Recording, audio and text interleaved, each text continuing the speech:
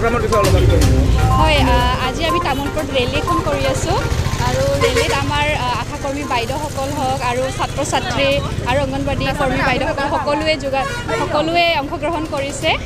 সঁচাকৈ ভাল লাগিছে সিহঁতে যে এনেকৈ এক্টিভলি ৰেলীত পাৰ্ট লৈছে আৰু আহি যে ইমান ভালকৈ সকলোকে বুজাবৰ কাৰণে চেষ্টা কৰিছে যে সঁচাকৈ সকলোৱে আহি যে আমি ভোট দিব লাগে এই বস্তুটো সিহঁতে বুজি পাইছে। সেইকাৰণে মানে আজি মই এই ৰেলীটো কৰি খুবেই ভাল লাগিছে আৰু মই সকলোকে আহ্বান জনাইছোঁ যে আপোনালোকেও সকলোৱে ওলাই আহি ভোটৰ দিনাখন ভোট দিবলৈ নাপাহৰিব। সকলোৱে আহি নিজৰ বহুমূলীয়া ভোটটো দি আমাৰ সুস্থ আৰু সবল চৰকাৰ গঠন কৰাত সহায় কৰক।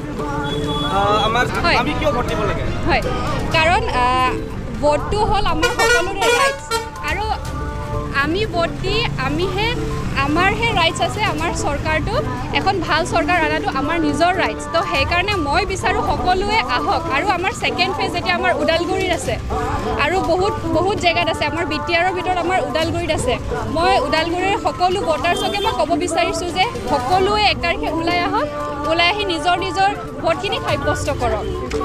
এই বিষয়ে মই এতিয়া একো ক'ব নিবিচাৰোঁ কাৰণ চবৰে নিজৰ এটা ভাল লগা সেইটো থাকে।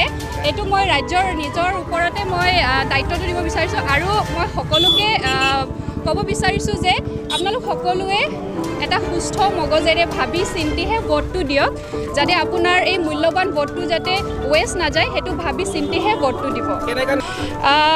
আমাক এনেকুৱা এজন নেতা লাগে যোনে আমাৰ কথা বুজি পায়, আমাৰ সহজ সৰল মানুহবিলাকৰ কথাও যাতে বুজি পায়। এনেকুৱা আমাক নেতাৰ বহুত দৰকাৰ এতিয়া।